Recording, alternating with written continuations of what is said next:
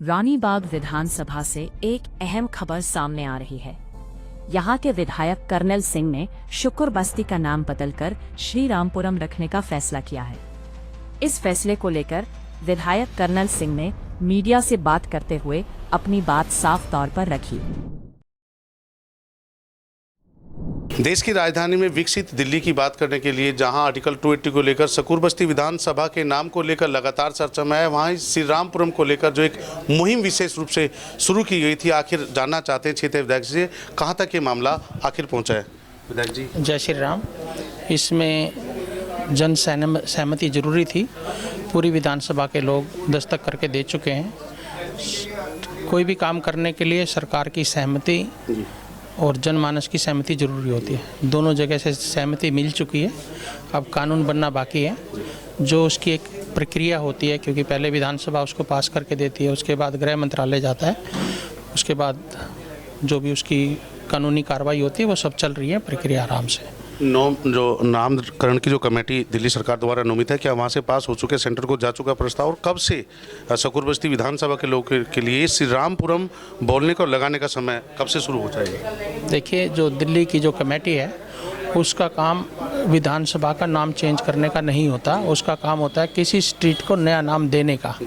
Change वो नहीं कर सकते, उसकी एक अपनी अलग से प्रक्रिया है जो विधानसभा तय करती है। हमने उसको पेश कर दिया है विधानसभा में, और जितनी जल्दी होगा आप लोगों को बता देंगे। जी, मुख्य रूप से शकूर बस्ती के नए नवीनीकरण को लेकर जो जल बोर्ड की समस्या थी, आम पब्लिक को अलग अलग नगर निगम की दिक्कत थी, PWD की दिक्कत थी पिछली सरकारों को लेकर, उसमें कितना सुधार के 1 साल के कार्यकाल में किया गया? देखिए, 11 महीने की आज की डेट की जो सरकार है, चाहे उसमें PWD हो, चाहे जल बोर्ड हो, चाहे MCD हो, चाहे हमारे पार्षद दिन रात काम कर रहे हैं, हमारे सांसद दिन रात काम कर रहे हैं, हमारे मुख्यमंत्री दिन रात काम कर रही है, हमारे 24 आवर आप देख सकते हैं, हम आपको भेज सकते हैं, 24 के 24 घंटे सरकार काम कर रही है।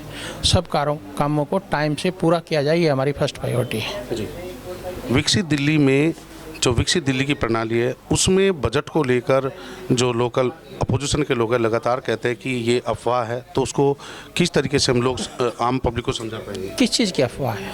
बजट को लेकर वो कहते हैं विकसित दिल्ली का जो 1 लाख करोड़ का जो बजट था, उसमें कहीं ना कहीं बीजेपी फेल नजर आती है। नहीं, क्यों फेल नजर आती है? हमारे सारे काम हैं, हम आपको दिखा सकते हैं, हमारे पास डिटेल है।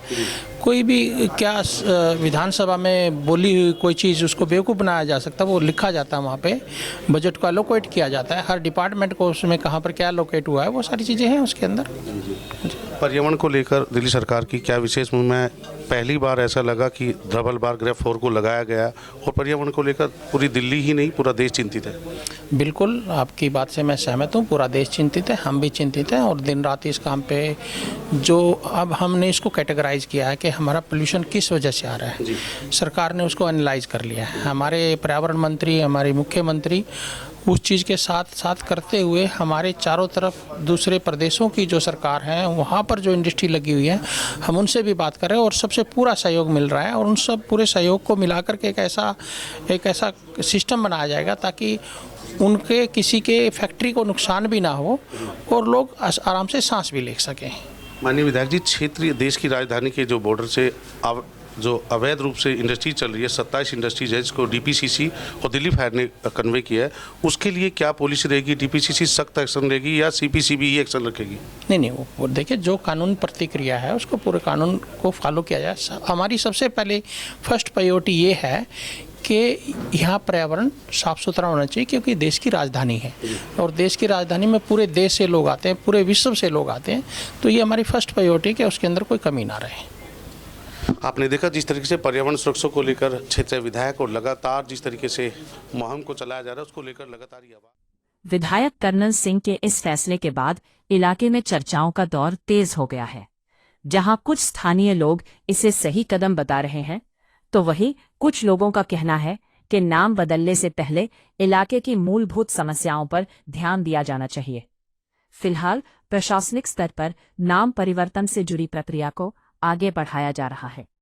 अब देखना होगा कि सरकार इस फैसले पर कब तक मुहर लगाती है और जनता की प्रतिक्रिया को कितना महत्व दिया जाता है।